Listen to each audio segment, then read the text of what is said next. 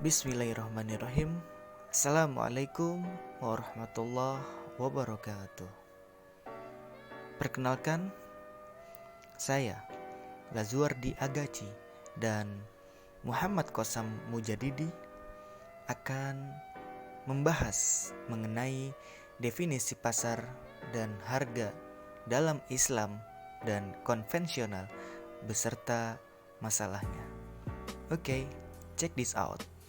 Oke, materi yang pertama yaitu mengenai pengertian pasar dalam Islam. Ekonomi Islam memandang bahwa pasar, negara, dan individu berada dalam keseimbangan. Pasar dijamin kebebasannya dalam Islam. Pasar bebas menentukan cara-cara produksi dan harga. Tidak boleh ada gangguan yang mengakibatkan rusaknya keseimbangan pasar. Jadi di dalam konsep ekonomi Islam, penentuan harga dilakukan oleh kekuatan-kekuatan pasar, yaitu kekuatan permintaan dan kekuatan penawaran. Jadi kegiatan ekonomi adalah bagian yang tidak bisa dipisahkan oleh kehidupan manusia. Tentunya hal ini juga diatur dalam Islam agar pelaksanaannya manusia tidak keluar dari koridor yang seharusnya dengan berpedoman pada Al-Quran dan hadis. Oke, yang kedua adalah pengertian harga dalam Islam. Dalam Islam, konsep penentuan harga harus berdasarkan pembentukan harga yang alami antara permintaan dan penawaran.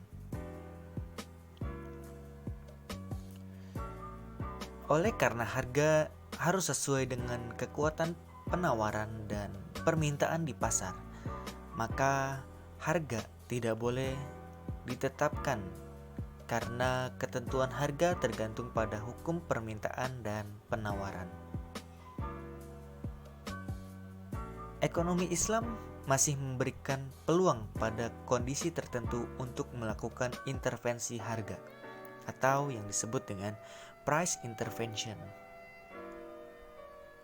Ini dilakukan bila mana para pedagang melakukan monopoli dan kecurangan yang tentunya menekan dan merugikan bagi para konsumen.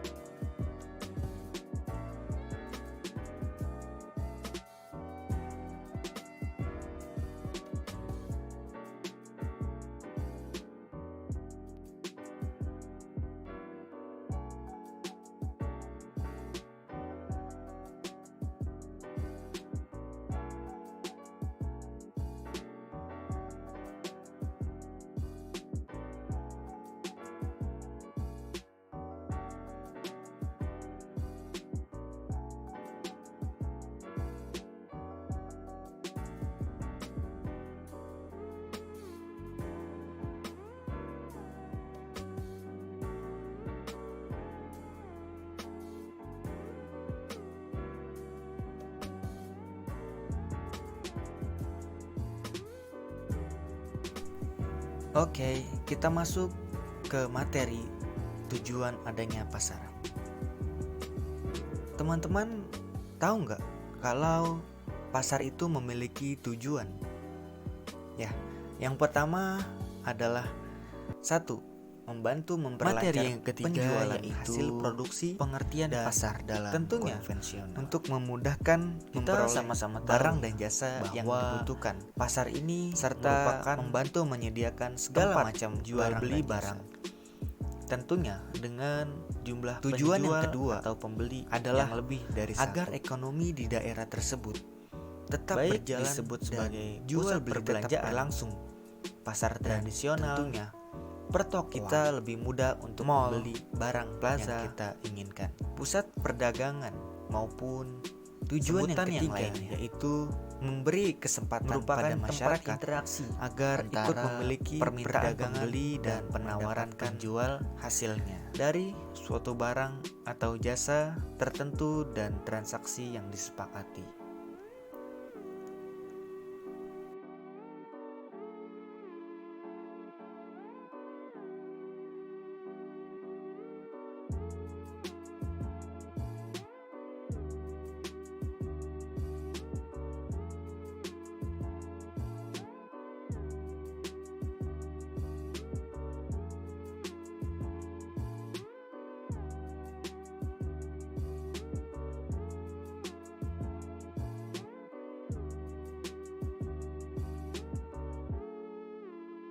Nah, sekarang masuk ke materi selanjutnya, yaitu tentang masalah-masalah yang ada di dalam pasar.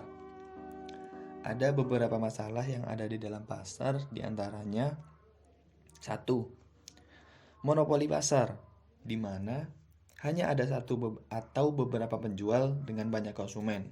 Nah, dalam praktiknya ini, pelaksanaan monopoli pasar tidak hanya dapat memberikan banyak keuntungan, namun juga bisa menyebabkan kerugian bagi Selanjutnya pembeli. ada tujuan adanya harga. Yang kedua, ada Selain ada pencurian tujuan pasar, dan premanisme. tentunya ada Masih juga banyak di tujuan pasar adanya terjadinya harga. aksi pencurian dan premanisme. Yang pertama, yaitu Solusi dari masalah ini adalah pasar harus mencapai mempunyai penghasilan atas pegangan investasi. atau Yang kedua, security, kestabilan harga. dan agar Yang ketiga, pembeli dan penjual mempertahankan merasa aman, atau sehingga meningkatkan bagian dalam pasar.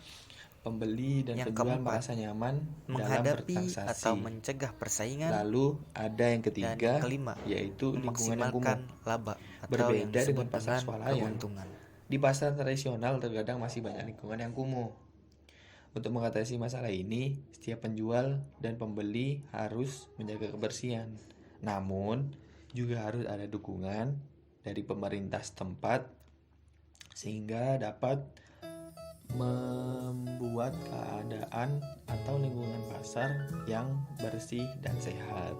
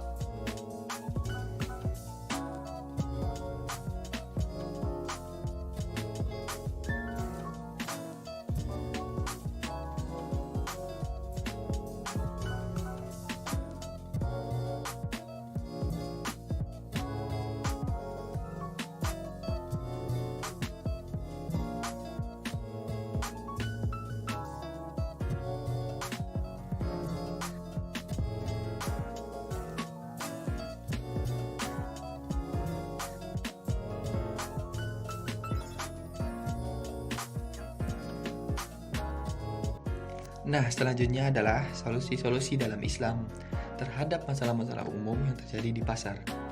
Telah kita ketahui bersama bahwa negara kita adalah negara dengan penduduk mayoritas Islam. Akan tetapi, sistem yang digunakan bukanlah sistem ekonomi Islam. Dan perlu diketahui dengan konsep ekonomi Islam dapat mengatasi berbagai problematika ekonomi. Ekonomi Islam adalah suatu sistem yang dapat mengatur perilaku muslim, di mana ekonomi Islam itu berupa ilmu, teori, praktek yang sesuai dengan nilai-nilai Islam yang didasarkan pada Al-Quran dan As-Sunnah, yang dijadikan sebagai solusi serta menghadapi tantangan dalam masalah ekonomi. Masalah ekonomi yang paling mendasar terjadi di berbagai negara, setidaknya di sektor produksi, konsumsi, dan distribusi. Dari permasalahan-permasalahan ini menimbulkan berbagai konflik yang menyebabkan perpecahan. Di zaman modern ini, perkembangan teknologi yang semakin meningkat dan mengalami banyak penyesuaian. Akan tetapi, dengan adanya sistem ekonomi Islam dapat diandalkan dan dijadikan falsafah dalam mengatur perekonomian umat. Oleh karenanya,